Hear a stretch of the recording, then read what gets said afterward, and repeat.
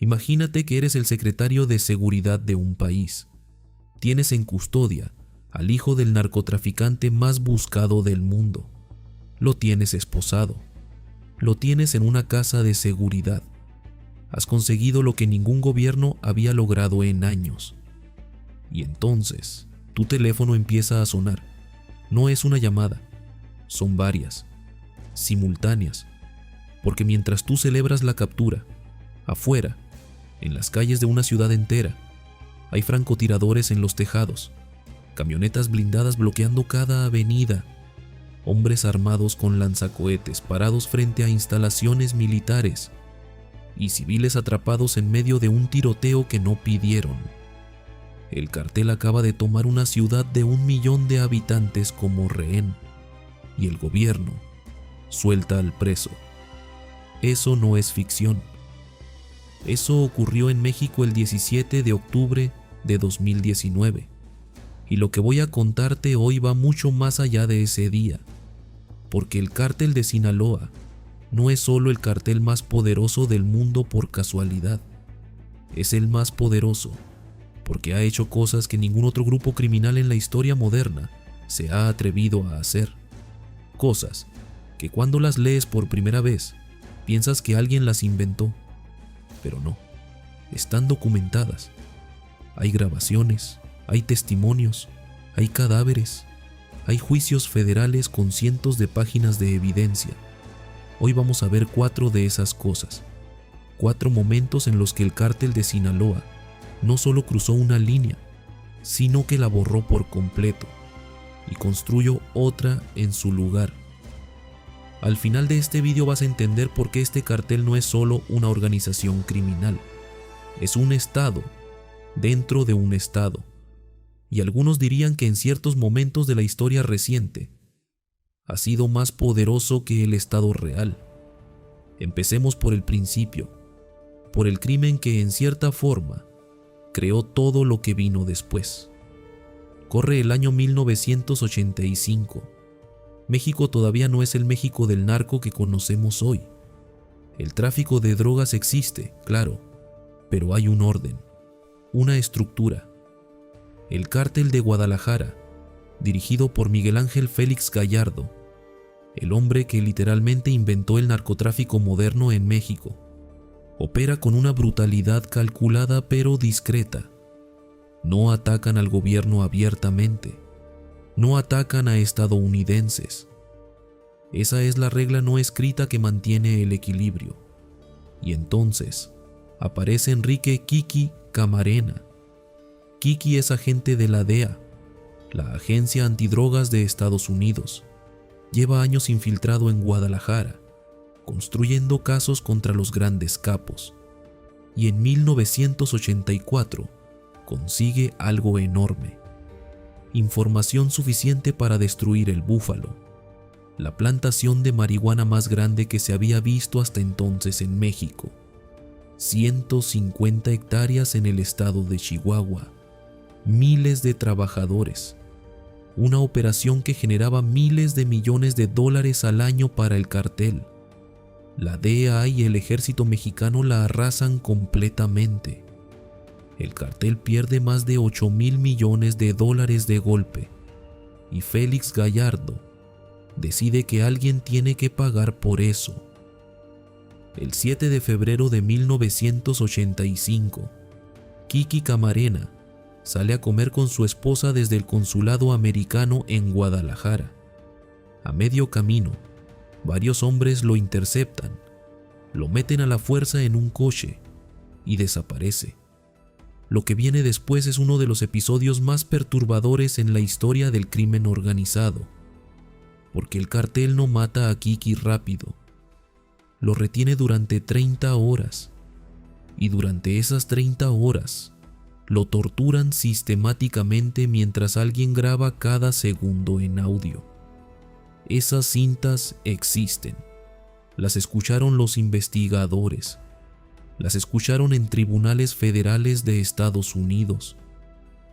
No voy a describir el contenido en detalle, porque hay ciertos límites que no sirve de nada cruzar, pero lo que está documentado es que Kiki fue interrogado sobre sus fuentes, sobre sus métodos, sobre qué información había compartido con quién, y que durante esas 30 horas estuvo consciente, que lo mantuvieron consciente deliberadamente, que había un médico presente para asegurarse de que no muriera demasiado pronto. Kiki Camarena murió el 9 de febrero de 1985. Tenía 37 años. Dejó esposa y 3 hijos. Su cuerpo apareció un mes después, junto al de su piloto mexicano, Alfredo Zavala. Ahora bien, esto es lo que convierte este crimen en algo diferente a un asesinato ordinario del narcotráfico. La respuesta que provocó. El gobierno de Ronald Reagan presionó a México de una forma que nunca había hecho antes. La DEA cerró temporalmente la frontera. Se bloquearon vuelos. Se congelaron relaciones diplomáticas. Y la investigación que siguió reveló algo que muchos sospechaban, pero nadie había demostrado tan claramente: que partes del gobierno mexicano, de la policía, del ejército, estaban profundamente infiltradas por el cartel, que algunos funcionarios no solo miraban para otro lado, que algunos participaron activamente en el secuestro y la tortura de un agente federal americano. El caso nunca se cerró del todo limpiamente. Hubo condenas, hubo extradiciones. Rafael Caro Quintero, uno de los señalados como responsable directo, fue detenido, encarcelado en México, y luego, en 2013, un juez mexicano lo liberó alegando irregularidades procesales, después de que hubiera cumplido solo 28 de sus 40 años de condena. El gobierno americano emitió una alerta inmediata. Interpol activó una orden de búsqueda internacional. Caro Quintero desapareció durante años, viviendo supuestamente en México con relativa tranquilidad, hasta que fue recapturado en 2022. Piénsalo, un hombre responsable del asesinato y tortura de un agente de la DEA, libre, en México, durante casi una década. Pero lo que importa para entender la historia del cártel de Sinaloa es lo que el asesinato de Camarena desencadenó a largo plazo. Félix Gallardo fue detenido en 1989. El cártel de Guadalajara se fragmentó, y de esa fragmentación nació el cártel de Sinaloa, con Joaquín El Chapo Guzmán y Ismael El Mayo Zambada como sus figuras centrales. El asesinato de Kiki Camarena no fue el crimen del cártel de Sinaloa. Fue el crimen que creó las condiciones para que el cártel de Sinaloa existiera. Y lo que construyeron esos hombres en los años siguientes superó todo lo que vino antes. Avancemos al año 2009. México está en plena guerra contra el narco. El presidente Felipe Calderón lleva 3 años mandando al ejército a combatir a los carteles. Los números son brutales. Decenas de miles de muertos, ciudades tomadas, el Estado compitiendo palmo a palmo con organizaciones que tienen más hombres, más armas y en algunos casos más dinero que él. En diciembre de ese año, las Fuerzas Armadas mexicanas logran un golpe enorme. En un operativo en Cuernavaca, infantes de Marina rastrean, localizan y dan de baja a Arturo Beltrán Leiva, conocido como El Barbas, uno de los capos más violentos de México, y en ese momento, el principal rival del cártel de Sinaloa, con quien había roto alianza años antes. Es una victoria real del gobierno, una de las pocas que se pueden llamar así sin ironía. Pero hay un marino que muere en el operativo, Melquisedec Angulo Córdoba, 22 años. Lo llaman héroe en los medios. El gobierno organiza un funeral de Estado. Su madre, sus hermanas, su familia son fotografiados, entrevistados, reconocidos públicamente. Y eso fue un error.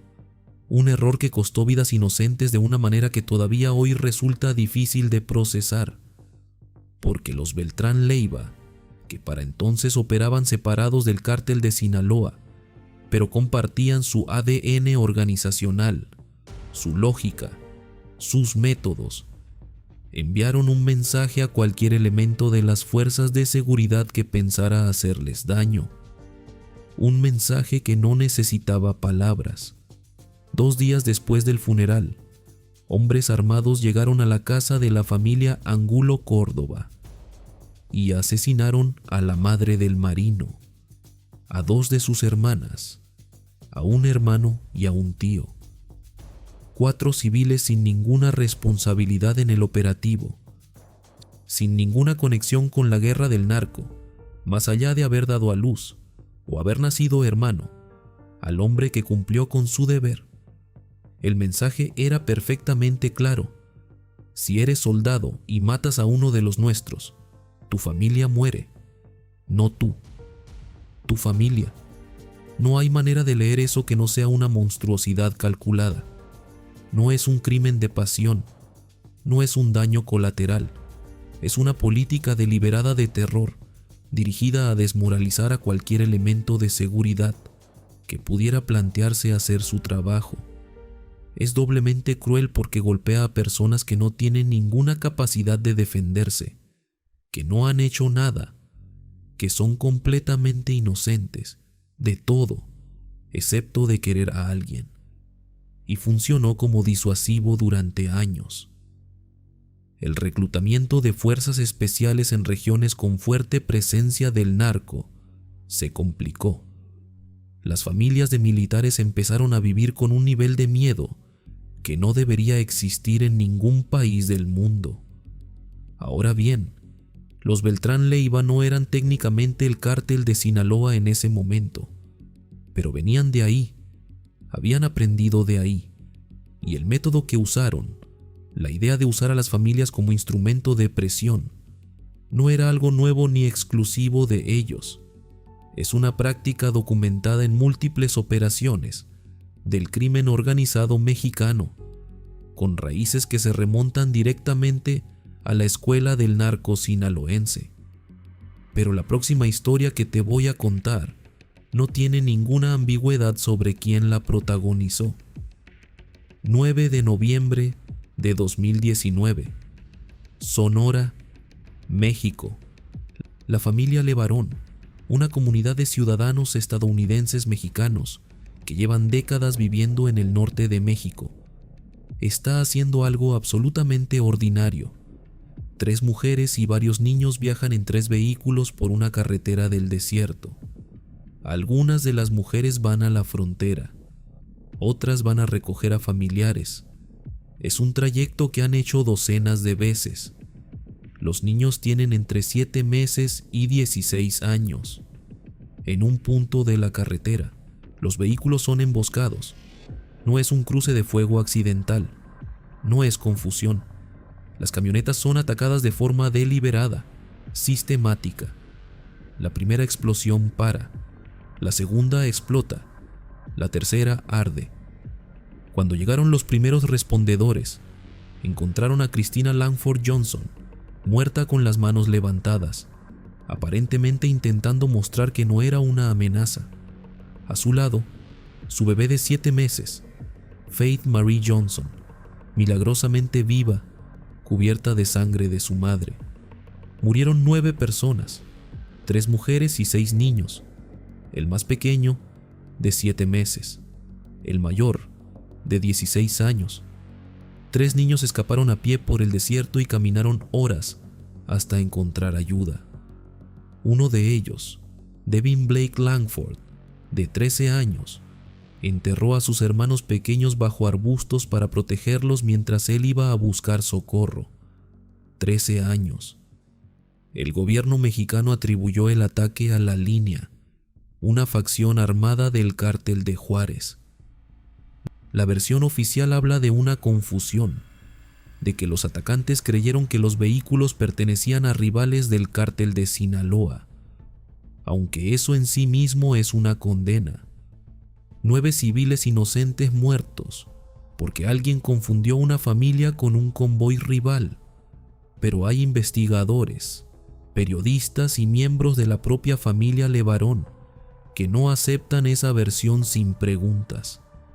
La carretera donde ocurrió el ataque es una zona de disputa territorial entre el cártel de Juárez y el cártel de Sinaloa.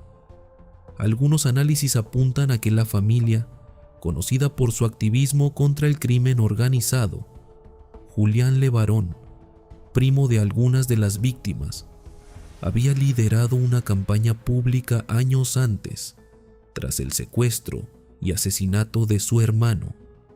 Podría haber sido un objetivo deliberado. El gobierno de Donald Trump ofreció enviar tropas americanas a México para combatir a los carteles. Andrés Manuel López Obrador rechazó la oferta. El caso generó una crisis diplomática, decenas de declaraciones, promesas de investigaciones exhaustivas. A fecha de hoy, nadie ha sido condenado por el asesinato de esas 9 personas, ni uno. Pero esta historia, con ser una de las más dolorosas, no es la que más me impacta cuando pienso en el cártel de Sinaloa y lo que son capaces de hacer.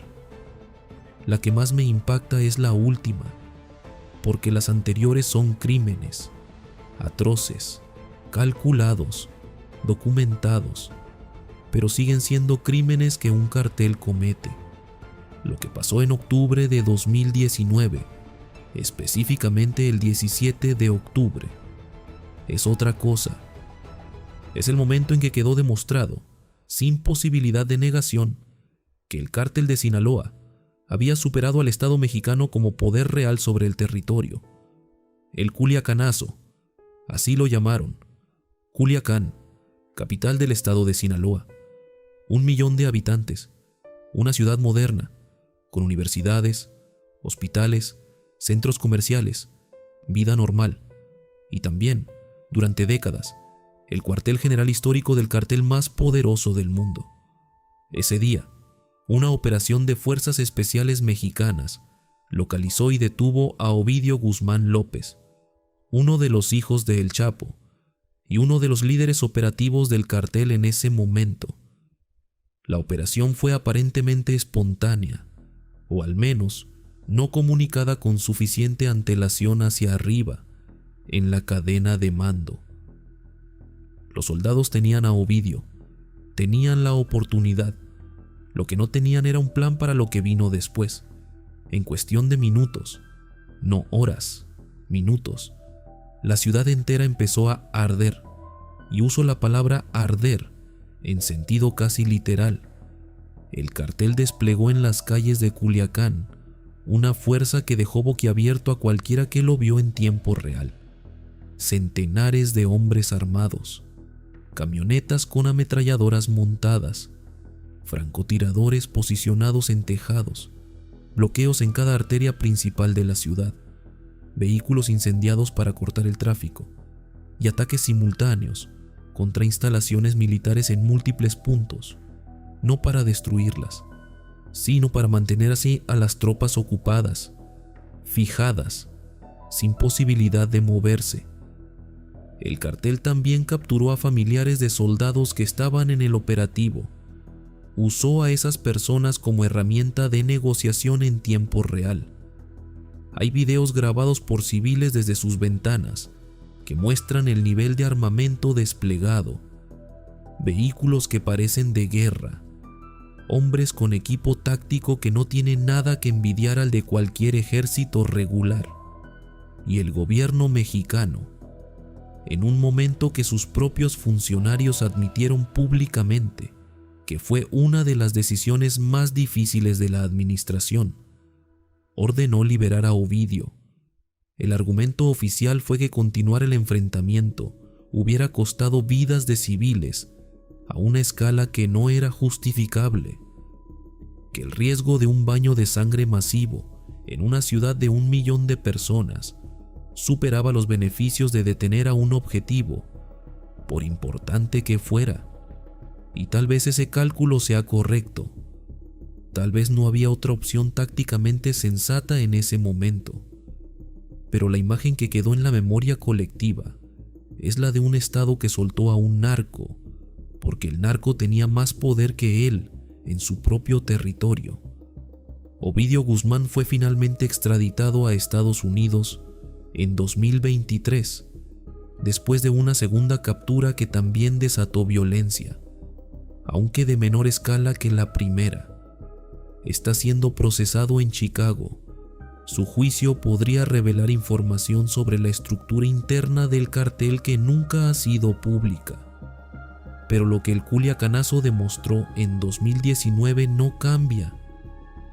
Ese día quedó registrado para siempre, como el momento en que el cártel de Sinaloa hizo algo que ninguna organización criminal en un país democrático había conseguido antes: poner de rodillas a un gobierno elegido democráticamente en tiempo real, frente a las cámaras, en una ciudad con 1 millón de testigos. Ahora bien, hay algo que conecta estos 4 momentos que quiero que pienses. No son 4 crímenes aislados, son 4 puntos en una línea que muestra cómo una organización criminal construye poder de forma sistemática durante 40 años. Primero, demuestras que eres capaz de eliminar a quien te amenace, incluso si ese alguien es un agente federal americano. Estableces que no hay líneas que no vayas a cruzar. Segundo, demuestras que quienes se atrevan a atacarte pagarán un precio que va más allá de ellos mismos, sus familias, sus madres, sus hermanos. Eso no es solo represalia, es un mecanismo de control perfecto sobre cualquiera que esté pensando en actuar contra ti. Tercero, demuestras que eres capaz de operar en cualquier territorio, incluso el que supuestamente está bajo control de otro cartel, y que la violencia que generas no tiene consecuencias penales para nadie. 9 ciudadanos americanos asesinados, 0 condenas.